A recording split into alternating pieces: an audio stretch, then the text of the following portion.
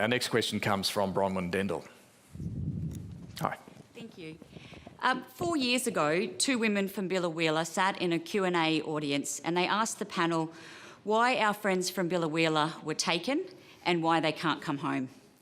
Since then,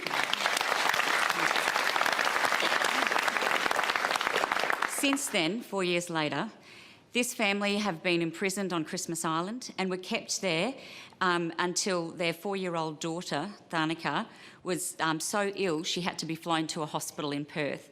And now the family is trapped in Perth in community detention. The Morrison government is ignoring the majority of Australians and even some of its own MPs, including the Deputy Prime Minister, who have all said they want them to come home to Bilo.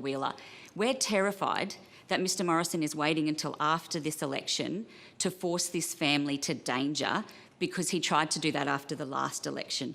So please tell us, what is it going to take for Mr Morrison to simply let this family come home to Bilo, where they are welcome, wanted and needed? Bronwyn, thank you.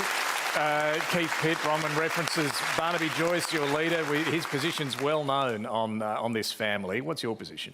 Oh, look, I understand this is really difficult for them. I sympathise, I really do. I feel for them. Should they be brought back to Bilo? Well, David, I know you'll understand this. So fundamentally, they've been through every court in the land, and there's currently a case.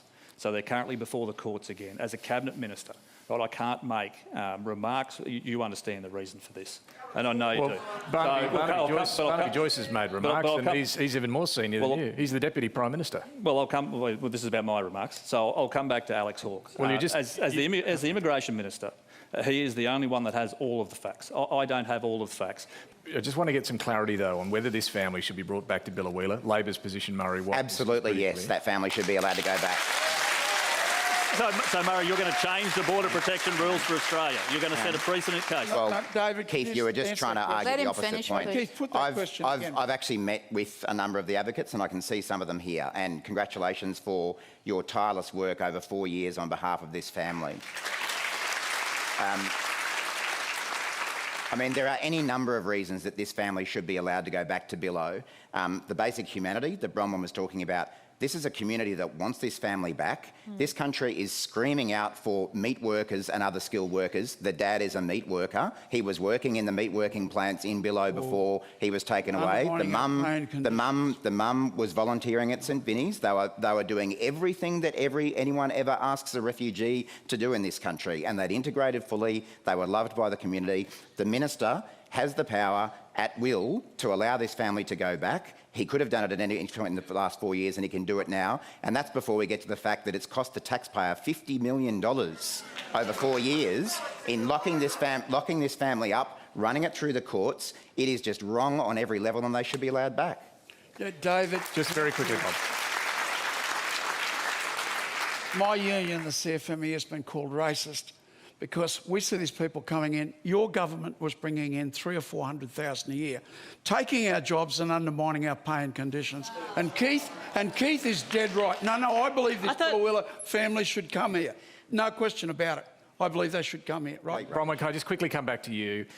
When was the last time you spoke to the family? How are they doing? And the fear that you expressed about what might happen post-election, is that one they hold? Yeah, definitely. We speak to the family, almost every day to check in with them, and they still know they're connected to their community in Bilo. They are terrified. We remember after the last election when LNP got back in, it was devastating for them to know that, they weren't going to be able to come home straight away. And then not long after that, there was the attempted deportation, and we had to stop, with a court injunction mid-air. So they are petrified. We're all petrified that that's going to happen again, and that's Mr Morrison's plan.